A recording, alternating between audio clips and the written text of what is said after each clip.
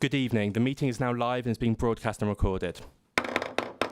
Ladies and gentlemen, please welcome the Mayor of the Borough of Bracknell Forest, Councillor Jonnet Cochrane. Good evening, everyone, and welcome to this meeting of the Council. I'm waiving the requirement in the Council. I'm waiving the requirement in the Council procedure rules requiring councillors to stand when addressing the meeting, so please remain seated. The meeting is being broadcast and recorded. If there are any technical issues, please bear with us. I now declare the meeting open. Agenda item 1 is apologies for absence. Are there any apologies for absence? I've received apologies from Councillor Neal, Councillor Frost and Councillor Jeffreys. Do we have any other apologies? Please raise your hand and I will come to you in turn. No, thank you. Agenda item 2 is to recommend for approval as correct record the minutes of the meeting of the council meeting held on the 26th of November. Oh yes, I do apologise. Is there anybody online, Deputy Mayor? We have Councillor Karim. Councillor Karim online. Thank you. Councillor Karim, could you confirm you can hear us, please? Yes, I confirm I can hear you. Thank you. Perfect, thank you. Thank you. Right. Agenda item 2 is to recommend for approval as a correct record the minutes of the meeting of the council meeting held on the 26th of November 2025. I am happy to move the approval of the minutes. Before I ask Councillor Templeton to second the motion, please indicate if you have an issue with the accuracy. Councillor Bernard? Yeah, thank you, Madam Mayor. It's not so much an issue with accuracy, it was just a matter arising. I was wondering if the Leader of the Council had received a response from the Member of Parliament for Bracknell, Peter Swallow, in regard to the letter that was sent about the local government funding settlement. An acknowledgement, and I know I met him last night, and I know he's been to see Alison McGovern himself about it. Can I just say, Madam Mayor, that might be helpful, but the request was very clear that such a response be shared with the council from the MP. And I understand last evening he had the opportunity to spend time with Lucy Powell, Deputy Leader of the Labour Party, and I would have hoped not only was it raised there, but I do think, Madam Mayor, that the council should be owed the respect of a formal response from the Member of Parliament for Bracknell as requested and as the Leader of the Council asked for. Thank you. And I'm sure we will get it. Thank you. Thank you. I'll take note of your comments. Thank you.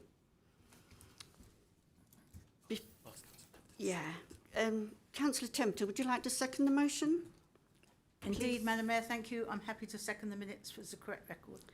Deputy Mayor, has anyone joining remotely indicated there is an issue? No, Madam Mayor. Thank you. Councillor Templeton, are you happy to second the minutes as a correct record? Oh, sorry. Yes, Madam Mayor, I'm happy to second the minutes as a correct record. Sorry, I apologise. Thank you. Right, item 3. Oh yeah, sorry. As nobody has indicated that they have an issue, those are agreed. I do apologise for that. Right, declarations of interest. The full text for declarations of interest is set out on the agenda papers on item 3. Does any councillor have a disclosable pecuniary interest or an affected interest to declare? Please also declare the nature of the interest. Please indicate. Deputy Mayor, has anyone joining remotely indicated? No, Madam Mayor. Thank you. We now come to agenda item 4, which are the Mayor's announcements. But first of all, I would like to say I am saddened to report to Council the passing of the 3 former Bracknell Forest councillors, Cliff Thompson, Anne Shilcock and Alan Ward. Although I did not know them personally, I have heard a good deal about the hard work and dedication to the communities they represented, and now ask the Council to observe a minute's silence as a mark of respect.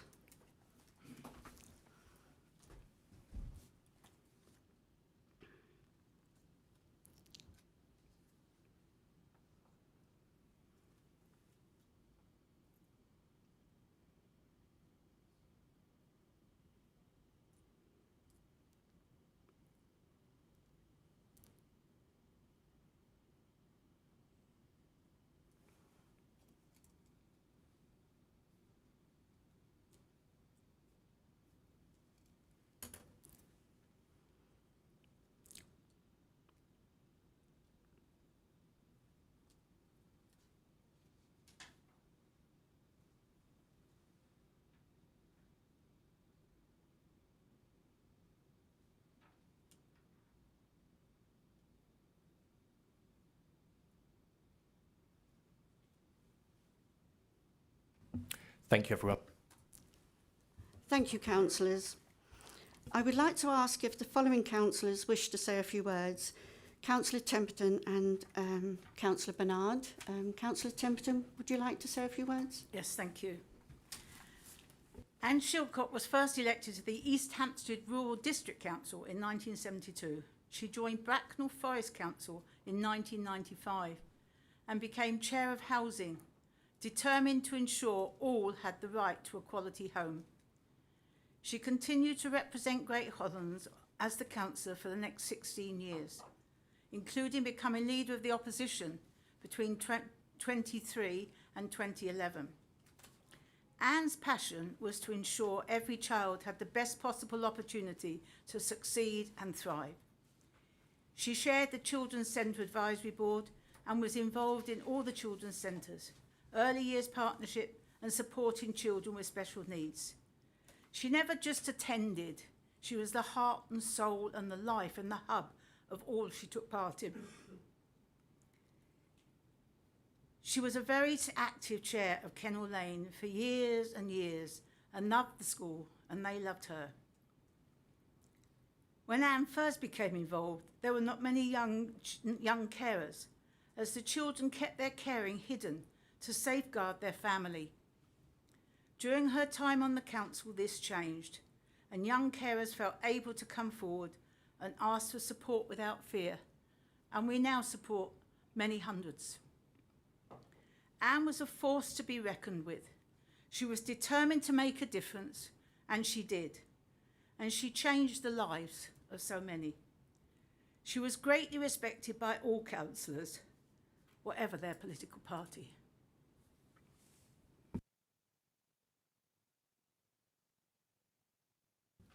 Thank you, Councillor Templeton. Councillor Bernard? Thank you very much, Madam Mayor. I'd like to start by also saying a few words about Councillor Anne Shilcock. When we became a unitary authority, Anne was hugely supportive of the steps necessary to transition from a district council to a unitary authority. Whereas some in Anne's position might have chosen the path of opposition, she chose the path of respectful collaboration. And you've already mentioned, Councillor Mrs Templeton, that meant that a number of services, particularly those for children, young people, or vulnerable older people, became a matter of consensus and joint working rather than political fighting and opposition. And as the chair of the Social Services and Housing Committee at the time and subsequently executive member, I always valued her advice and input. And as you say, she had a huge role to play in the various committees that she chaired, and particularly at Kennel Lane, which thrives as a school in no small measure to her chairmanship of the governors there over many years. I now want to move on to say a few words about Councillor Alan Ward. Alan Ward, a former Bracknell Forest District Councillor when we were a district council, and then a unitary councillor, was mayor when we were a district councillor, and came into his own when we became a unitary authority. And Pauline Hellyer-Simons, his wife, wanted this photograph to be shown tonight because it shows Alan doing what Alan enjoyed doing, which was out and about in schools. And you might notice there's a slightly larger pupil round that table, and that was Andrew Mackay, the Conservative Member of Parliament for, I think it was West Berkshire at that time, the Berkshire East, I think it was at the time, who took an active interest in that. Alan was a great councillor. He was a Democrat. He would fight for everything that he believed in. But when a decision was made, he would back it and back it to the hilt, because he would often say that you have to have that measure of conviction. At a personal level, Alan made me Vice Chair of the Education Committee in 1997 when we first elected, and that transition year to unitary status. And he gave me responsibility, and over the years that followed, he mentored and supported me. So you could actually say that the reason, for better or for worse, that I'm here today is probably because of Councillor Ward's help and support. It was always discreet, it was always fair, but it was invaluable.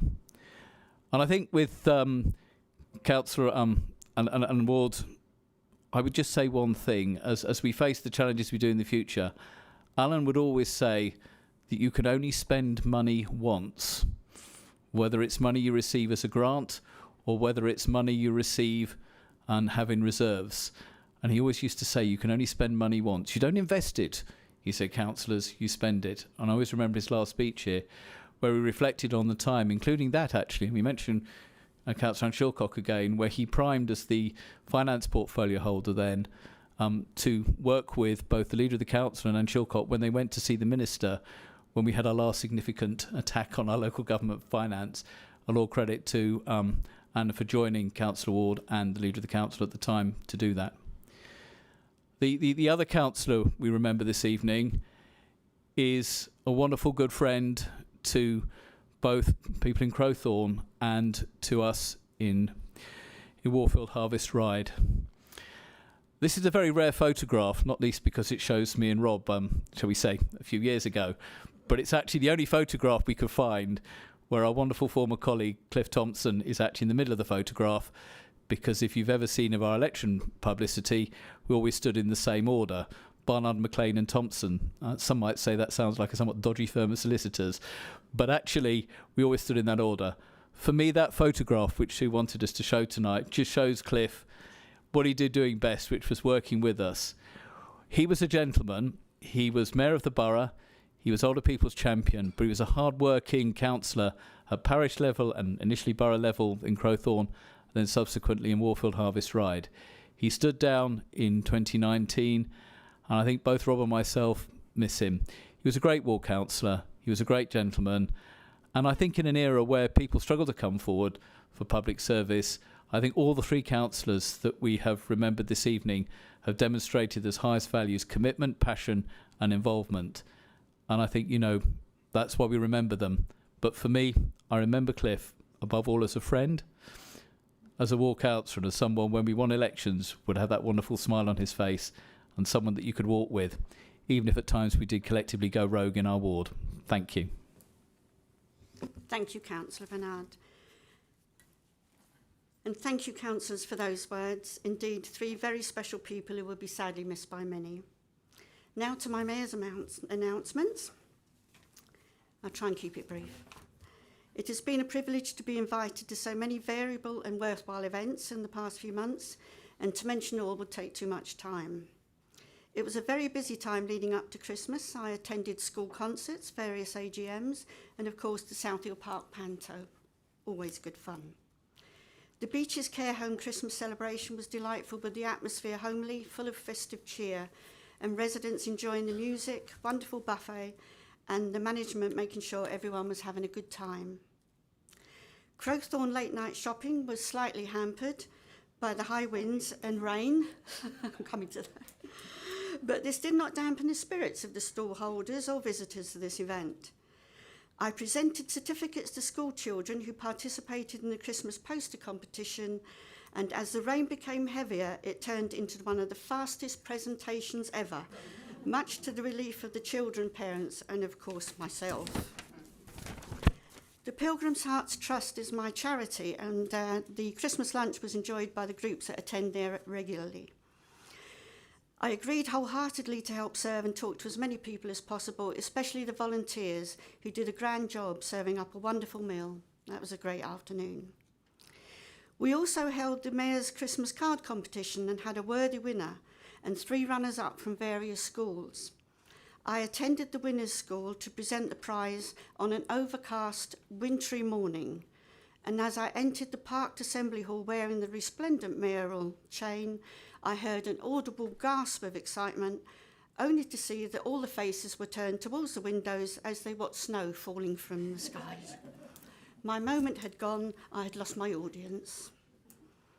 Now back to the agenda, but just before we do, I must mention that since the last meeting of the Council, the Cabinet met in an extraordinary meeting on the 26th of November 2025. As per the overview and scrutiny procedure rules, I agreed that the call in procedure to be set aside for the consideration of Thames Valley mayoral strategic authority expression of interest item, as I believed that the decision proposed was reasonable in all the circumstances and was treated as a matter of urgency. We now come to the report of the Cabinet at agenda item 5. Would Councillor Templeton like to present the Cabinet report, please? Thank you very much, and I'm going to ask for everybody's indulgence to sit here because I might trip over going up at the moment. Thank you very much. So the Cabinet has met on 2 occasions, 26th November, 16th of December. Is that okay? Right, thank you, sorry. Right, the Cabinet approved the submission of a joint expression of interest to the Government on behalf of the Council and other participating authorities with a view to the potential creation of a Thames Valley Mayoral Strategic Authority.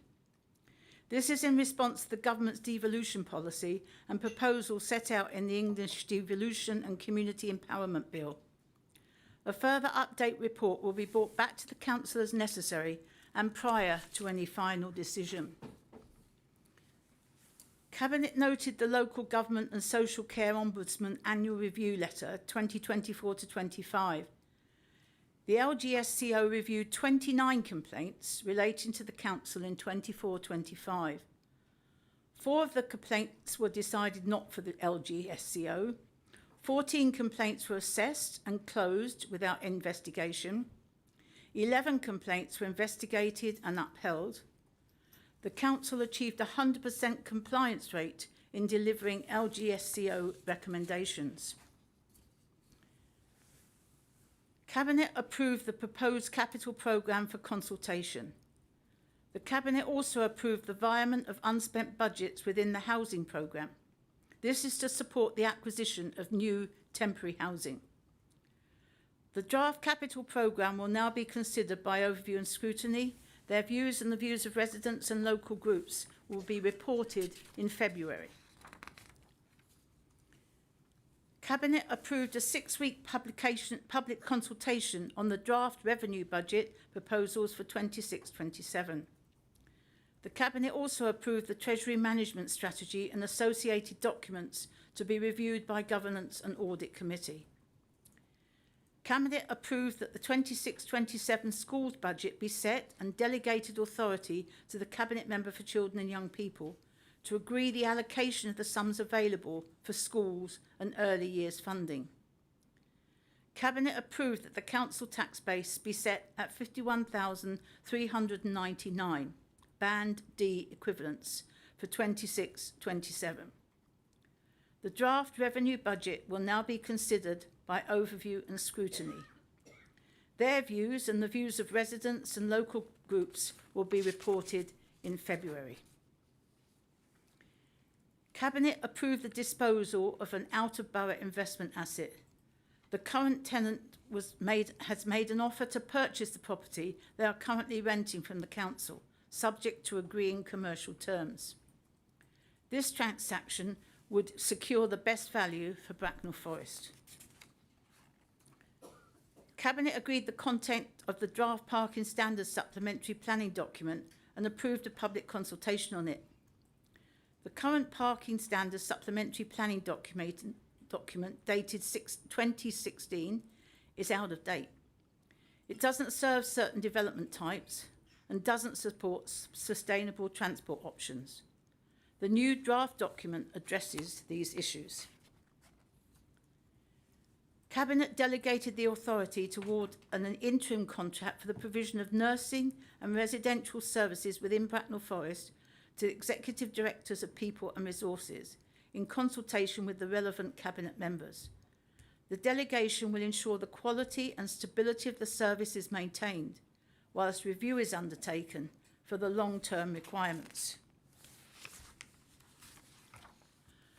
Following the beginning of Councillor Catherine Neal, Cabinet Member for Finance and Corporate Improvements, maternity leave, the Leader of the Council delegated Councillor Paul Bidwell, Cabinet Member for Economy, Regeneration and Finance, the following functions: the formulation of the Council's annual revenue budget and its implementation follow its approval by Council, the formulation of the Council's annual capital budget and its implementation follow its approval by Council, financial management and oversight of the Council's reserves and balances for budget setting purposes.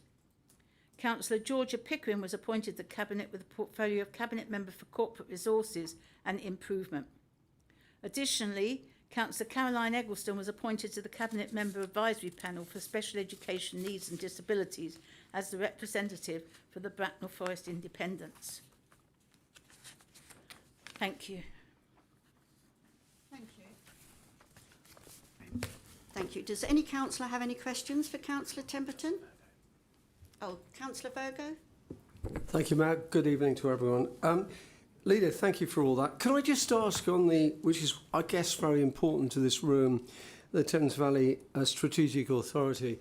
I know you can't give us an exact date, I understand that, but could you just give us a sort of overview of when you think this might happen and be accepted, and when the change might happen, if you have any information? Oh, that I knew. I mean, everybody, all the district councils, everybody signed their letter, and it's all gone into the government. Everybody signed that was going to be involved. So that is before the government. We have had no response back from the minister. We need to meet the minister. We need to talk about the ministers. We need to get a geography set up, so that needs to go back. There then needs to be consultation, and then there needs to be, and then we start looking at putting forward shadows and putting forward the government and how it's going to be the governance of it all to make sure it's all in place. So, I mean, on the actual letter, it did mention 2027, I think. I'm sure the chief exec will confirm whether that's right or not, but I think it did say 27. I think it was 28. 26 even. No, 28.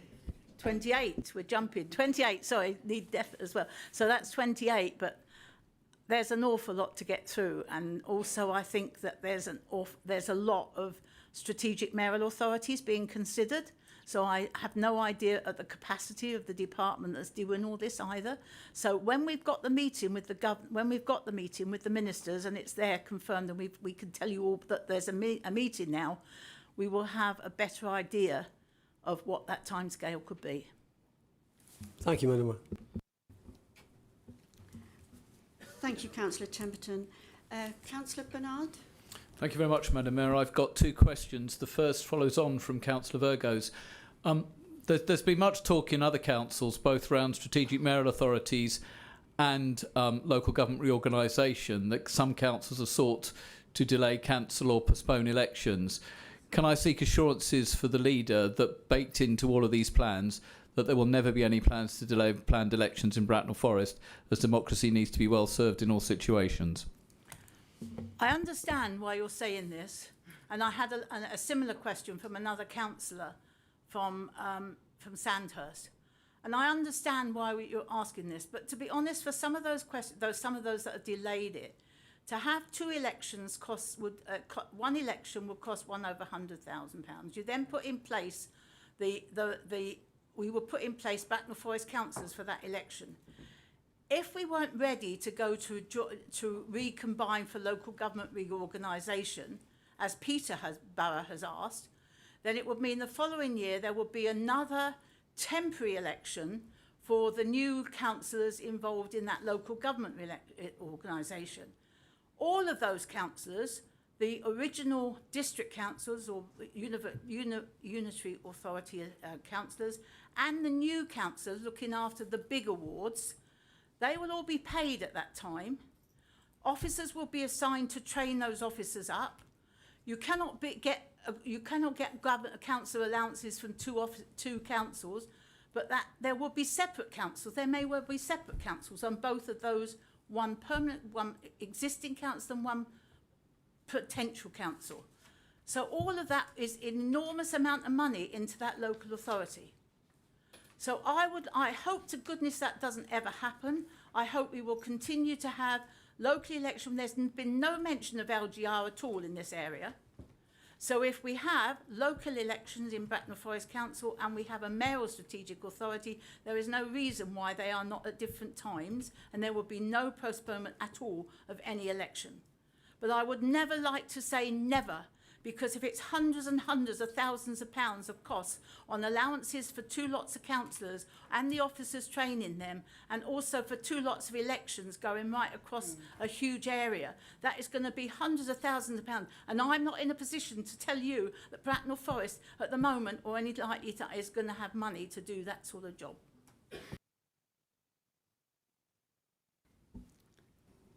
Thank you. Councillor Bernard? Just a quick observation. I don't think you know I was asking that question. I asked it from the very simple principle that I'm a Democrat and I believe that elections should be held when they're planned to be held. We managed this before when we transitioned from a district council to a unitary authority. I don't see why we can't manage it again. My second question is, reference was made to the capital programme that's out for consultation. And I caveat my question in the knowledge that at the moment that we're consulting with people whether we would seek to see the delivery of a special school in Bucklers Park or whether we would seek to spread the money around the borough. In the event that we decide to go for the special school, which I know is a view that a number of people hold, is there sufficient space in the capital programme to ensure that the school can be timely and appropriately delivered? Because as we discussed in scrutiny last week, there are huge pressures on home-to-school transport budgets, and we know it's in the best interest of many students to have that more local provision if at all possible.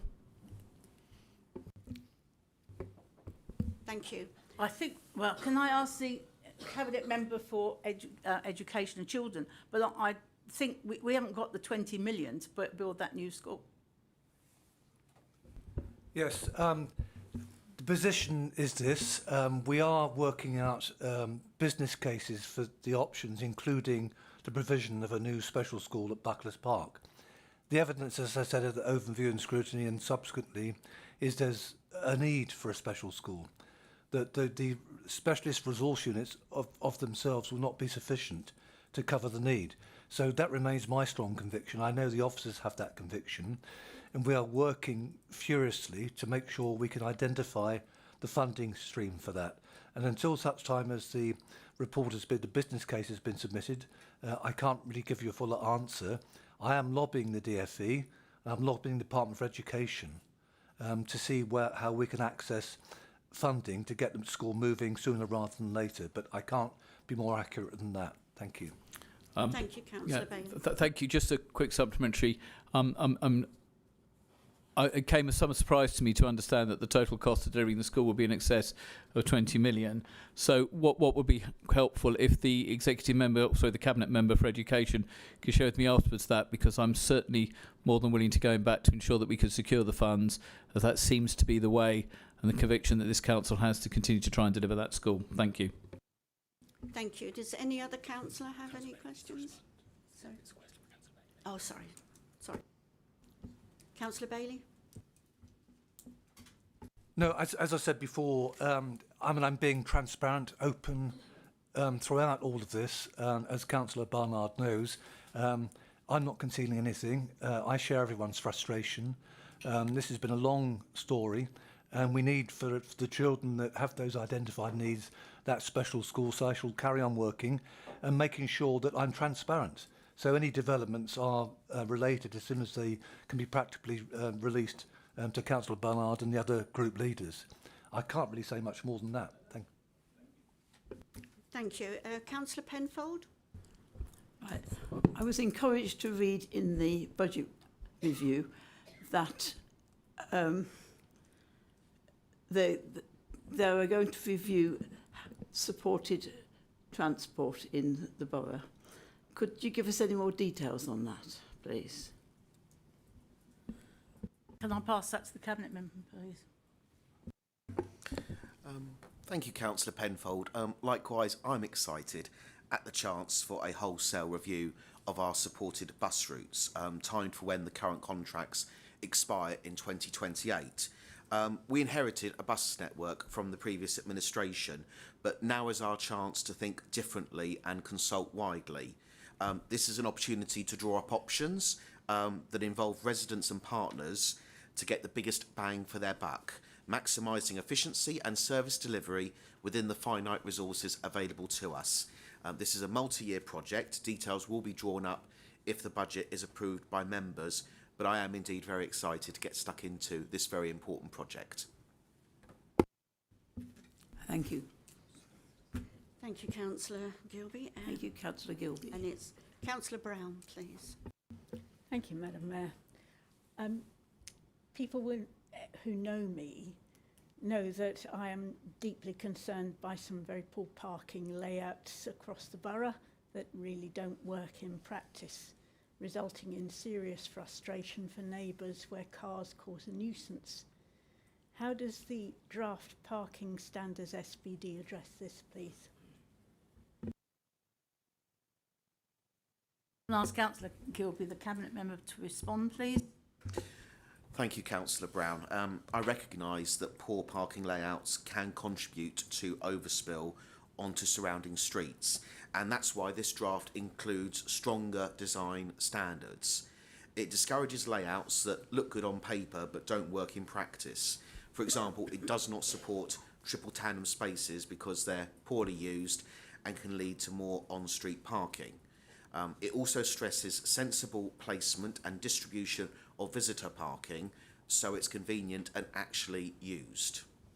It also reflects what we see on the ground.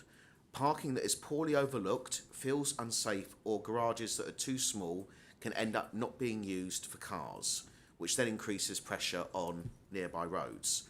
So the draft promotes layouts that are close to homes, overlooked and well lit, and it sets clearer expectations around garages and storage so the parking provided works in practice. And where, in exceptional circumstances, a proposal still falls short, the draft is clear that developers may be expected to fund appropriate weighting restrictions through a traffic regulation order, particularly where it's needed for safety and to protect neighbouring roads. Finally, we really do need residents' views through the consultation, and I'd encourage all members to help spread the word on how people can get involved. Thank you. Yeah, he's first, but after that. Thank you, Councillor Gilby. Councillor Bernard first, and then you. Okay. Can I defer to Councillor Virgo, who I believe wishes to ask a supplementary question to the previous answer, and then I'm happy to come back with mine. Thank you.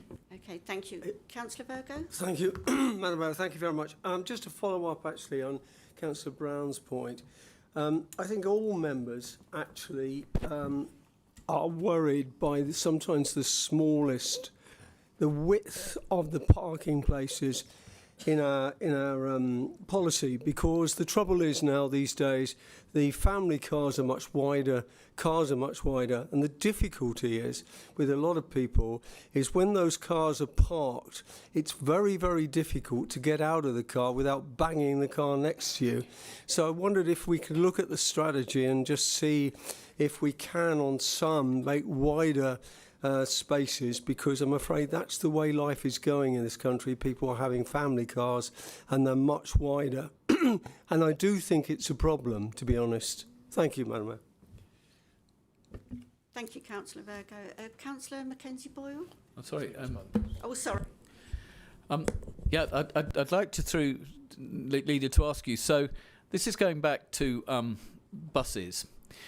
I recognise as chair of Warfield Parish Council, I've received a request for the Parish Council to consider financial support. What does the Cabinet think about the principle whereby potential cuts to bus routes are being considered at a borough budget level, whilst at the same time the planning and other functions in this council are considering relying on them around proposed delivery? That doesn't suggest to me that there's anything particularly joined up going on. Are you going to answer that? Thank you, Councillor Barnard. I can only assume that you're referring to the Hayley Green site as references. Can I just say, I think in the interests of discussion at full council, I think it's important that we make this as a general reference and you don't reference a particular scheme. It's an important principle I'm trying to understand, and for the benefit of the borough solicitor present, I made absolutely no reference to any particular scheme, nor am I a member of the planning committee.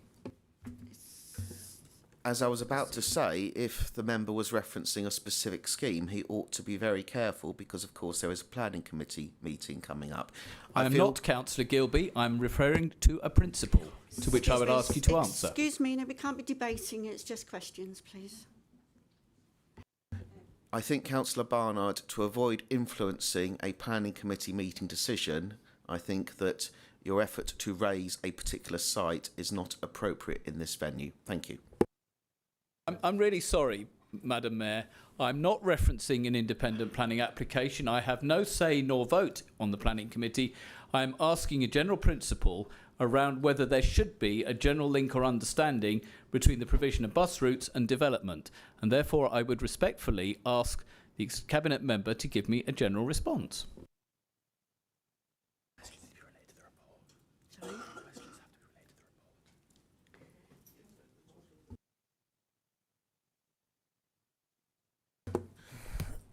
avoiding the reference made, if the councillor wants a general observation, there is joined up thinking between planning and transport, he has it. If he wishes to draw up a specific example as counterpoint, he's within his rights to. That wasn't the question, but I'll leave it here and pursue it outside the meeting. I think we'll leave that and we'll go to... No, I'll pursue it outside the meeting, Madam Mayor, with that wholly unsatisfactory response. Thank you. Councillor Mackenzie Boyle, please. Thank you very much, Madam Mayor. Couple of questions. It's supplementary for both of what my colleagues have just put forward. The SPD, the parking SPD, in my view, and I've already spoken to the officers, it's very Bracknell Town centric. Do you agree? Consider, please. And the other one about buses, I'm sorry, but no, Crowthorne Parish Council has just been asked for 49 grand to support a bus. So you know how much money that parishes have, and their budgets are pretty much confined. So I would say, and I hope it's not going to happen, that when we as a parish say to our residents, sorry, we can't afford a bus, will we get the flack? Councillor Gilby? On your question first, Councillor Mackenzie Boyle, regarding buses, no, you will not get the flack. One thing I was very careful about in that letter was emphasising that I understand that the councils are under their own financial pressures. I am fully cognisant of the fact that parish and town councils do not have pots of money sitting around. If they do, I wonder what they'd be doing with it. But in this case, I understand that Crowthorne Parish Council does an awful lot. I am recognising that you've done an awful lot to support the 598 as is anyway. So I say here and now, it is not an attempt to blame a parish council for a bus route not proceeding past this fiscal year. What it is an invitation to do is to enter into a partnership. If that is not possible due to financial reasons, it is not going to be interpreted by me as anything other than a financially challenged environment that we're all living in right now. And in answer to your first question, genuinely I don't, but I'm very happy to have a meeting after this to discuss your concerns in detail. But I would emphasise, and I'd say this to Councillor Virgo as well, and you probably see where I'm going with this line, consultation, consultation. Please make sure that you get your views in as part of that. Thank you. Madam Mayor, may I? Councillor Gilby, thank you very much. It would be very useful if we would have an SPD meeting about looking at the parishes as well. We can't always remember that it's Bracknell Forest, not Bracknell Town. Thank you. Deputy Mayor, are there any questions from those joining remotely? Oh, sorry, so I didn't see that. Sorry. Councillor Webb, please. Thank you, Madam Mayor. I have a question. Looking at the social care ombudsman's letter, sorry, put it a bit closer, start again. Looking at the social care ombudsman's letter, how does a cabinet member for adult social care ensure that there is learning from complaints? Thank you, Councillor Webb, for the question. Yes, it was good to see the letter in the cabinet report. I get a quarterly complaint report from Granny Siggins, Director of People, so I get updated quarterly on complaints from in my portfolio, so in adult social care. I also feed back to the adult social care team about comments and complaints I've received from residents. I then follow up with the so what are we doing about it? What are we going to do differently? Is there any learning from the event? Do we need to change policy and procedures? And then where are the assurances that these things have happened? And then there's a lot more detail to that, but I suppose the other thing that maybe to make the council aware of is that you can also subscribe online to the Social Care Ombudsman's weekly update, and so I use that as a cross-reference as well, just to check that I've got sight of all the issues that are happening within the council, and to cross-check on the information that I've been given. Thank you. Lovely, thank you. Councillor Pressland. Hello, thank you, Madam Mayor. This is a question for the Cabinet Member for Health and Social Care.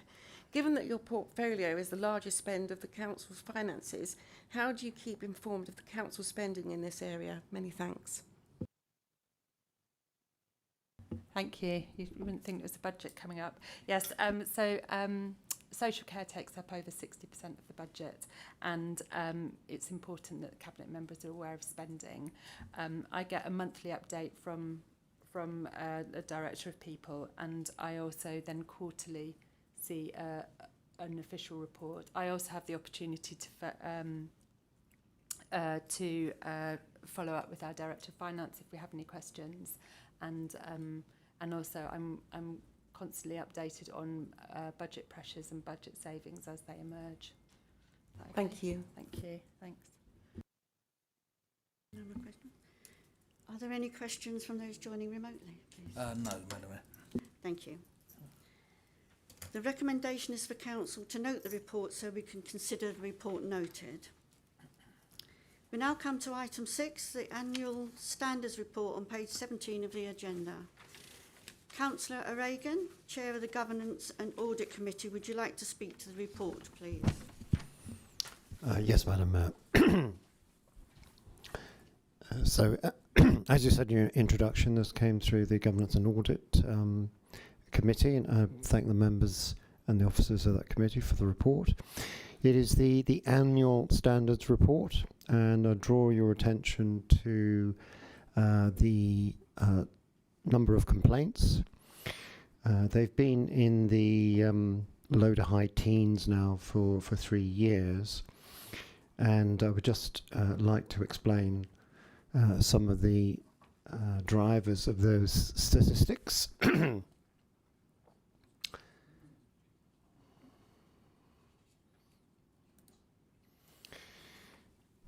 So the report goes into some detail, but the broad brush indicators are that most of the complaints are coming from residents.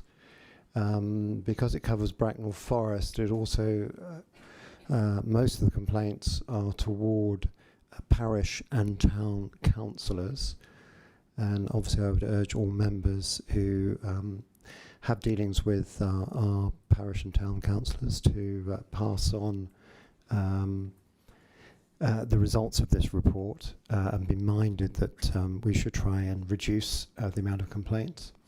I'll just finish on trying to remind everybody of Local Government Association guidance on the Code of Conduct, and because a lot of the complaints were about a lack of respect being shown to people, and I think we all should be reminded that to show respect, we need to be polite and courteous, listening and paying attention to others, having consideration to other people's feelings, following protocols and rules, and showing appreciation and thanks and kind, and making sure we do that in all sorts of meetings and all forms of communication. And I think, as we all know, in 2025, social media communications are playing a large factor in this, and I just recommend to members to be mindful of following those guidelines. So on that note, I would ask members to note the report. I believe we're not making a vote on it. Thank you very much. Thank you, Councillor Reagan. Any questions for Councillor Reagan? Deputy Mayor, are there any questions online? None, Deputy Mayor. Thank you. The recommendation is for Council to note the report so we can consider the report noted. We now come to item 7, report of the Independent Remuneration Panel. Does any councillor have a question for Councillor Temperton?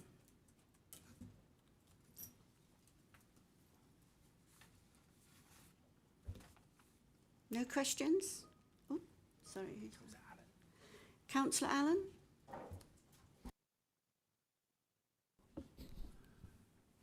Yeah, the recommendation on this independent remuneration panel refers to it says in 3.2, an indexed members allowance scheme will not be established because there's one in place already. So what does that mean?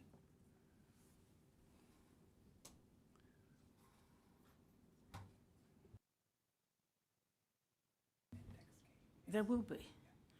I think there will be. I mean, if this is recommended, if this goes through, this recommendation, and the recommendation from the independent review panel said there will be indexation. So if that's on the officer's report, I think this is an amendment that will be moved to that officer's report, and it will be according, if this review is accepted as it is, then we accept the review as it is, and then that indexation will take place. Now, item 3-2 says, should the council choose not to accept the recommendations of the independent panel, an indexed members allowance scheme will not be established. So there is currently a members allowance scheme. So what happens if we turn this down? Does it default to the previous one, or does it default to nothing at all? I will ask Philip Sadler to answer this because it was going to, and he will clarify. Please. Thank you, Councillor Allen. Thank you, Leader. That is a slightly misleading sentence in the report. Apologies if it has caused confusion. The Council currently has a members' allowances scheme that is indexed, and the indexation is the same level of award that officers receive. The recommendation of the independent remuneration panel is that a similar scheme will continue. If councillors choose not to adopt the recommendations of the independent panel, we will have to review the status of the indexation index scheme in the current from the current one, because that expires in April 26. Does that clarify? Councillor Allen? Sort of. So you say it expires in April 26. So you're saying that if we turn this down, then the current scheme won't apply to the next pay round? The current scheme will continue unless councillors adopt a different scheme following consideration from the independent remuneration panel. So the question is around the indexation point, and that is what we will need to just ensure is still in place post that, because the last panel that was convened in 2022 recommended that indexation continue only up to April 2026.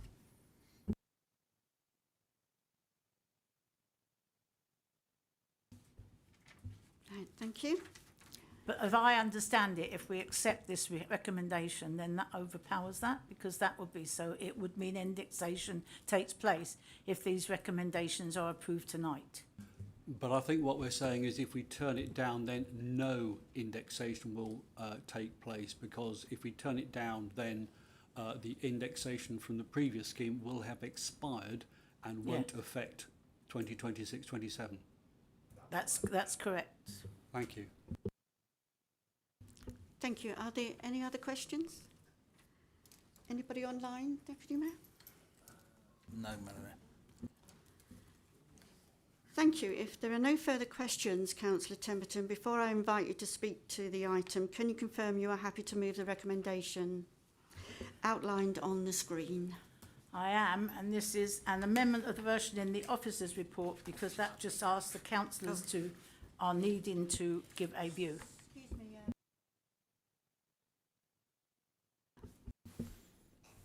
I'm happy to second it. Thank you. Right.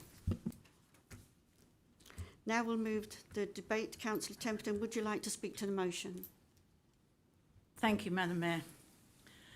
This is a very comprehensive review, and all calculations clearly explained and transparent.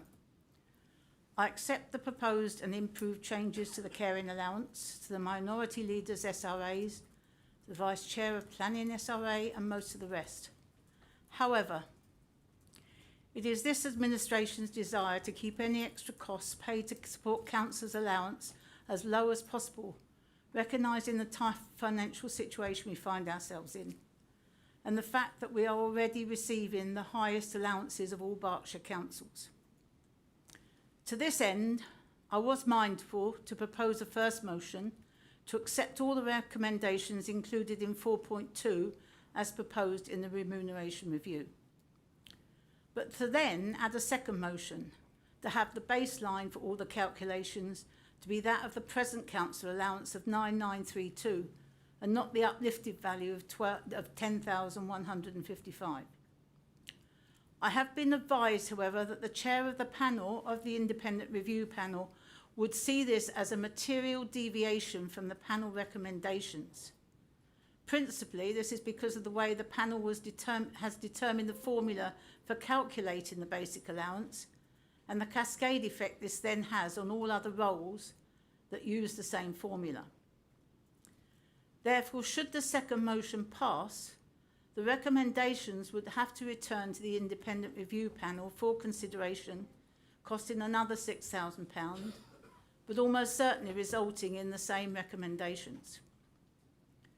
I therefore propose that we accept the report in full, but I will be asking Labour councillors to not accept the increases proposed. I move. Thank you,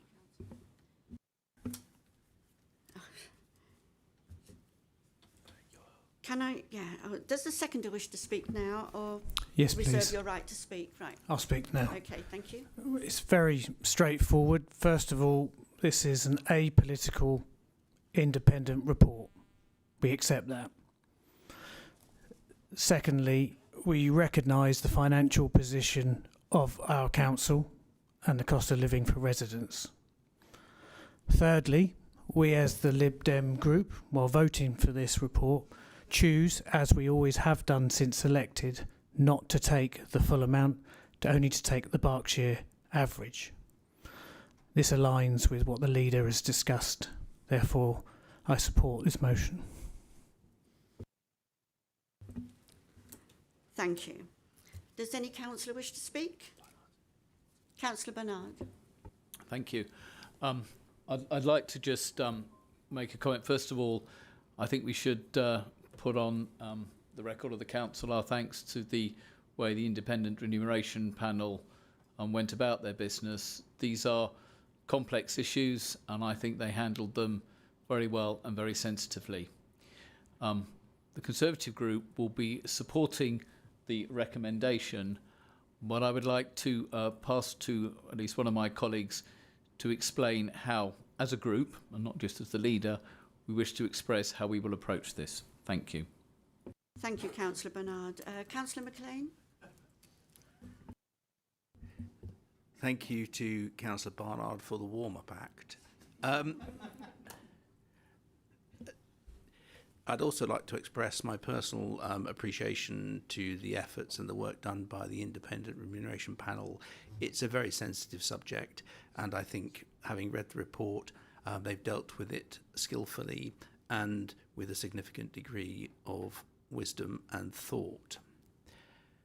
Given it's an independent review panel report, which clearly shows the effort, the time, and the thought they've taken to compile their report, I think it would be invidious of us to second guess their findings, because they have gathered the evidence, they've talked to members, they've talked to officers, they've consulted about other local authorities. So on that basis, I think this is a binary choice. We either accept the report or we reject it. And the Conservative group is minded to accept the report as it stands. That said, given all of the budgetary constraints that our residents are going to have to accept because of the oxymoron that is fair funding, I think it would be invidious for our residents to witness councillors in Bracknell Forest paying themselves more money on the back of what I suspect may be significant pressures on council services. So therefore, collectively, the Conservative group has determined that in spite of the recommendations of the Independent Remuneration Panel, we as members will not accept any increases on our current allowances. And I think that's fair and reasonable. Clearly, this is an issue for all members to consider in the light of their own personal circumstances, because the scheme is in place to encourage and allow people to participate in local government, which is a very important factor. Having said that, and having thought about it very carefully, we do not believe it's appropriate for us to take any further allowances, increases in allowances, and we will be instructing officers to ensure the members' allowances that we receive remain at the current level. Thank you. Thank you, Councillor McLean. Deputy Mayor, anyone wishes to speak online? None, Madam Mayor. Thank you. Councillor Temperton, would you like to sum up, please? Oh, sorry, I didn't see you. I'm sorry.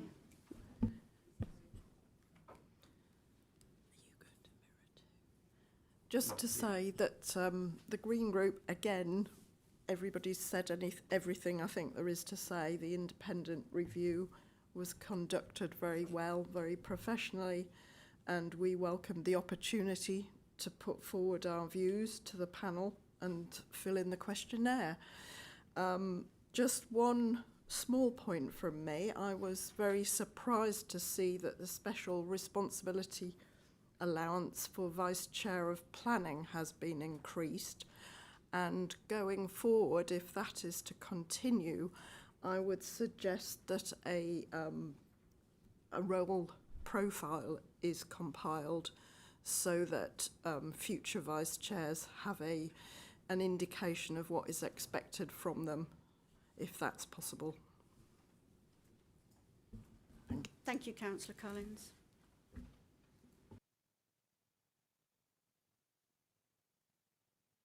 No, Madam Mayor. Thank you. Right, Councillor Temperton, would you like to sum up, please? Just to say that I'm really pleased we're all in agreement with this, and recognising the hard times for our residents, and making sure that we do. This was a very good report. I think it was very transparent, very open. It showed all the calculations, how they were made. It was easy, it was accessible, and I think we all thank the three officers involved in the people involved in this, making sure that we were all we could openly discuss and say our thoughts and what needs improving. And there are some good improvements in this report, especially for the caring allowances for the non-child as well as for the child. So there are some really good things in this report, and I'm pleased that we can all support it. Thank you, Councillor Temperton.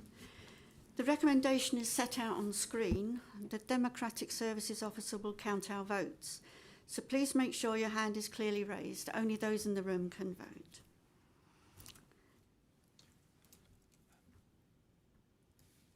Can all those in the chamber indicate by raising your hand if you support the recommendation? I believe that's unanimous, Madam Mayor. Thank you. That is carried. Agenda item 8 is questions submitted under public participation.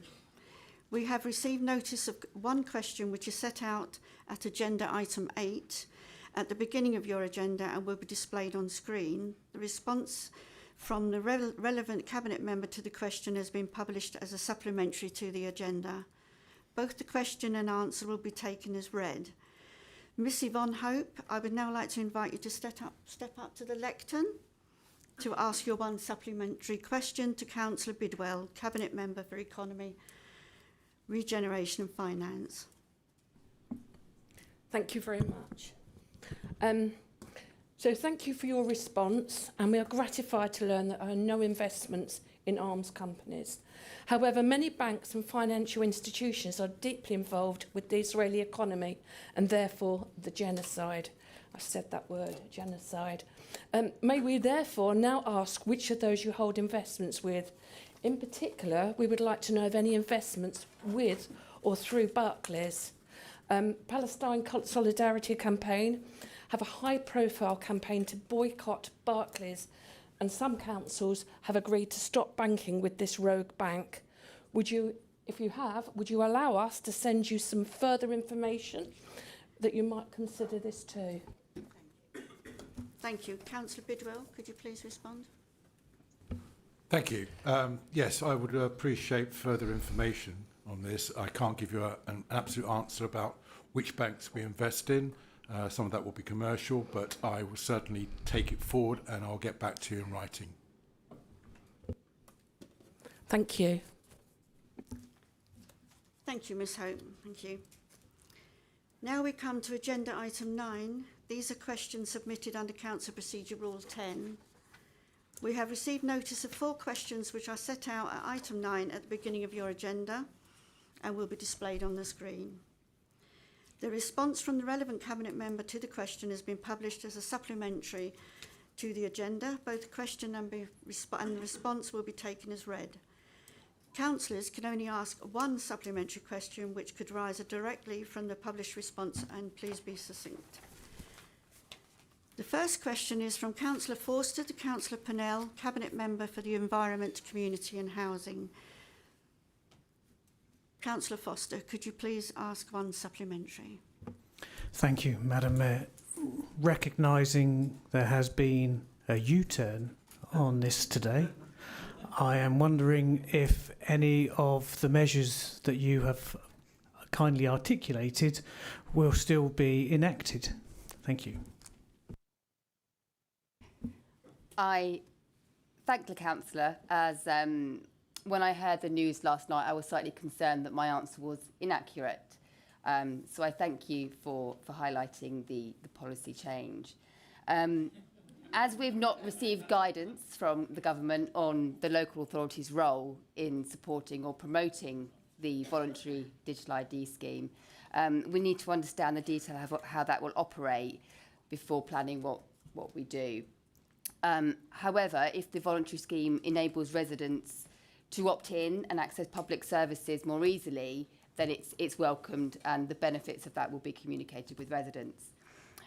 Council will continue to prioritise digital inclusion and increasing skills and confidence, and all the support and training that has been highlighted in my response still stands.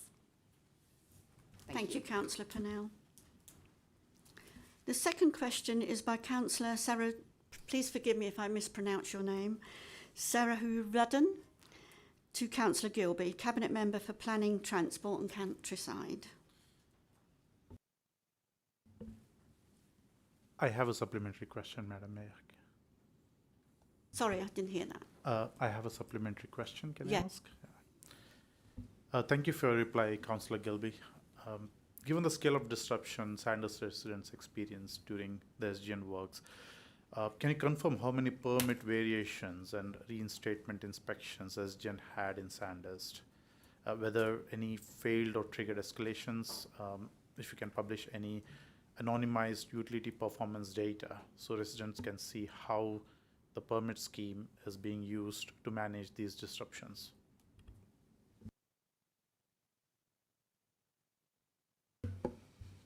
Thank you. I'd like to take the opportunity, first of all, to once again acknowledge the disruption that has been caused for Sandhurst residents and businesses. Roadworks can be compliant, but at the same time still disruptive, and I do acknowledge that once again, not just in my written answer, but here in the chamber today. In answer to your supplementary question, I am very happy to share that data. It will obviously take time to compile, but I will ensure that it is shared with you in a reasonable timescale, and for full transparency, I will share it with the other members of the council. Thank you. Thank you, Councillor Gilby. Thank you, Councillor Gilby. The third question is from Councillor Eggleston to Pennell, Cabinet Member for the Environment, Community and Housing. Councillor Eggleston, would you please like to ask your supplementary question? Yes, thank you for your comprehensive answer, Councillor Pennell. My follow-up question is, I did sort of ask in the initial question regarding how are the council working with the police for such as improving safety in underpasses, which I know our residents find really a worry to them. So could you give me an update how the council are working with the police to ensure it's safer? Thank you. I thank the councillor for her original question and the supplementary as well. The council regularly works with the police. We have quarterly meetings with the superintendent to find out what crime hotspots are in the area. I am then of course briefed on those hotspots. The council local authority, if there is a hotspot, if there is an area with an increase in crime, Not only will there be multi-agency meetings to tackle, there'll be tactical meetings with the police. There will be police that conduct patrols. They'll be speaking to residents. There's an antisocial behaviour lead who goes out, speaks to residents, writes letters to residents, and they also survey an area. So, for example, in an underpass, they will check to make sure that all the lights are working, that the vegetation is cut back, to make sure the area is as safe as can be. I thank you for asking this question,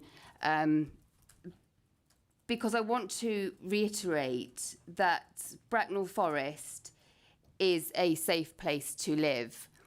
Thames Valley Police regularly provide us with their data, and there are no threats to public safety across the borough.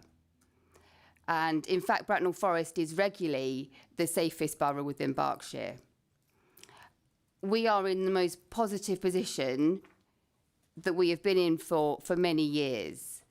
And last year, crime in Bracknell Forest was down by 10% on the year before, which is something that I know the community safety team were really pleased by. And it is as a result of their hard work and their commitment to working with the police that we've got that result. Thank you. Thank you, Councillor Pennell. The fourth question is from Councillor Welsh to Councillor Pennell, Cabinet Member for the Environment, Community and Housing. Councillor Welsh, would you like to ask your question, please? Yes, I want to thank Councillor Pennell for her response. There was just one part of the question that wasn't responded to, which was, could you confirm any strategy to help resolve the ongoing issue with the litter? If there isn't a strategy in place, would she welcome a working group to work on this issue to find solutions? Thank you. Thank you, Councillor, and thank you for your question as well, because it gives me opportunity to highlight the great work that our Take Pride volunteers do, and to show our gratitude for them, for everything they do within our communities. The strategy is that we support our Take Pride community volunteers to help collect the litter. And I truly believe that this is one of the ways forward. You know, the more people that are out there taking part, for example, I know we have a huge amount of support during the Great British Spring Clean. The more people that are out there setting the standard of behaviour that we would like to see, then the more people will hopefully abide by that and also commit to that standard. Behaviour breeds behaviour, and if people are seen to be out there picking up litter, then other people might be compelled to do so as well. But certainly, we can certainly have a discussion after this meeting about setting up a working group. Thank you. Thank you, Councillor Pennell. Well, that ends this evening's meeting, and I'd like to thank everyone for attending. I now declare this meeting closed.